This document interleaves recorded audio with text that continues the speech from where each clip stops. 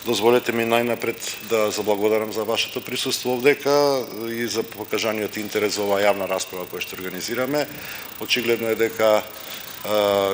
општествената свест во нашиот град и институционална и граѓанска е стасана на ниво да го разберем, да ја разбереме оваа потреба и неопходноста всушност од ваков еден стратешки документ за нашиот град, кој што, како што знаете, се вика стратешки план за намалување на ризици од катастрофи во градот Скопје. Јас се радувам секогаш кога вакви едни стратешки документи излегуваат на виделина, ги поминуваме низ една транспарентна постапка со инволвирани сите заинтересирани страни, со што фактички она што недостасуваше во минатото, особено кога беше инволвираноста на граѓаните во процесите во градот, се обидуваме да го исправиме, бидејќи моето лично мислење е дека институционалното знаење, меѓутоа и луѓето кои што доаѓаат да помогнат во градот се всушност тие заинтересирани кои што може да помогнат во изработка на една поквалитетна документација. Стратешкиот план за намалување на ризици од катастрофи е сеопфатен и инклузивен план за зајакнување на отпорноста кон кризи и катастрофи преку исполнување на неговата главна цел,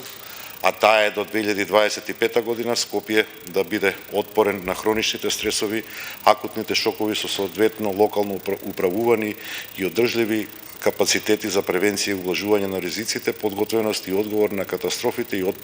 и отпорен опоравок на заедницата. Планот обезбедува стратешка рамка за развој на пристапот кон намалување на ризиците од катастрофи на локално ниво, како и превземање на мерки и активности кои што се реални, практични и применливи. Овие мерки и активности ќе обезбедат понатамошно зајакнување на отпорноста на единиците на локална самоуправа и граѓаните со цел да изградиме долгорочна отпорност кон постоечките и новите ризици и опасности на територијата на градот. Овој стратешки план е резултат на една спроведена анализа и проценка на расположливи податоци и информации, профилираните опасности и ризици, организирањето и функционирањето на субјектите на локално и регионално ниво, истражување на консултантите кои што се беа ангажирани, спроведување на виртуелните консултации со заинтересираните страни, мајќи предвид ковидот во кој што живееме, како и вградување на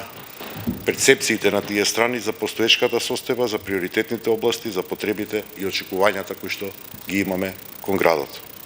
Последователно, структурата на стратешкиот план се заснова на 3 стратешки приоритети и 8 цели кои што ги опфаќаат различните аспекти за намалување на ризици од катастрофи кои што се присутни на подрачјето на една општина, односно на градот Скопје.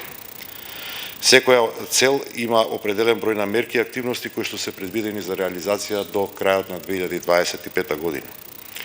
Стратешките приоритети се идентификувани области чии што зададени цели ќе се постигнат преку реализирање на предвидените мерки и активности ќе придонесат за зајакнување на отпорноста на град Скопје. Стратешките приоритети се трудевме да бидат реални, остварливи и да придонесуваат кон остварување на главната визија на овој план, а тоа е град Скопје да биде паметен и зелен град со развиена инфраструктура и одржлива урбана мобилност, прилагоден на климатските промени и да обезбедува одржлив развој и благосостојба на своите граѓани, успешно управувајќи со предизвиците на отпорноста кон катастрофите. Приоритетите се засноваат на мерки и активности кои што се реални и прагматични, можат да се реализираат врз основа на она што го имаме како град и институции, расположливи средства и ресурси,